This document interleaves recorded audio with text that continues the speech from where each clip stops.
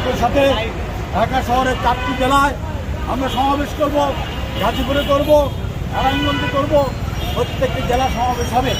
গণঅভ্যুত্থানের চেতনাকে আমরা তুলে ধরব। আমরা আজকের এই উদ্বোধনী কর্মসূচি আমরা আমাদের নেতৃবৃন্দ বলেছেন, আমরা শহীদ মিনারে গিয়েছি, আমরা সকল নিবেদন করেছি, আমরা জাগরিত করবার চেষ্টা করছি, জাগরিত হওয়ার চেষ্টা করছি। আমরা জুলাইকে হারিয়ে দিতে দিব না, জুলাই চেতনাকে প্রতারিত হতে দিব না, জুলাই চেতনাকে চুরি করতে দিব না, জুলাইকে বাঁচিয়ে রাখবো। অবস্থায় তবে এই যুদ্ধের কথা তারা বলে গেছে, তারা চলে গেছে, তাদের উত্তরসূরিরা বলছে দেয়ালে দেয়ালে লিখন আছে।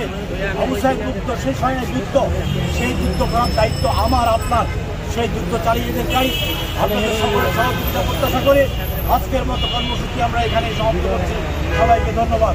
একটা কোশ্চেন ছিল, পিয়ার পদ্ধতি নিয়ে দেশের যে আলোচনা চলছে, সেই পিয়ার পদ্ধতিতে আপনার দলের অবস্থান কি? আর পিয়ার পদ্ধতি জনগণও ভালো বুঝতেছে না, এই বিষয়ে যদি একটু ব্যাখ্যা দিতেন।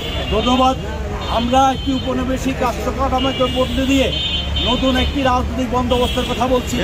এই রাজনৈতিক বন্দোবস্ত হচ্ছে মূল কথা, রাজনৈতিক দলের ক্ষমতার পাশাপাশি পার্লামেন্টের উচ্চকক্ষে শ্রেণী পেশা, আপনার মতো সাংবাদিক, বুদ্ধিজীবী, জ্ঞানী, গুণী, কামার কুমার, তেলে দাজি, এই মানুষগুলো রাজনৈতিক দলের অংশীদার নয়, রাজনৈতিক দলের হাতিয়ার নয়, সেই মানুষগুলোকে করতে চাই। এর মধ্য দিয়ে পার্লামেন্টের উচ্চকক্ষে রাজনৈতিক, নিম্নকক্ষে রাজনৈতিক দল এবং উচ্চকক্ষে অদলীয় ভিত্তিতে শ্রেণী পেশার মানুষরা প্রতিনিধিত্ব করবে। ক্ষমতার ভারসাম্য তৈরি হবে, লুটেরা তৈরি হবে না, জোট তৈরি হবে না, যাহা ইচ্ছা তাহা করবার সুযোগ থাকবে না। পিয়ার পদ্ধতি যেটি কথা বলছেন, বাংলাদেশের রাষ্ট্রযন্ত্র বদলে দেওয়ার জন্য আজকের এই আলোচনাটি প্রাসঙ্গিকভাবে আসছে।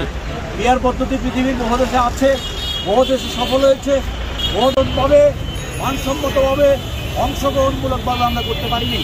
সেই জন্য এবং একই সাথে পিয়ার পদ্ধতিতে যে সংখ্যা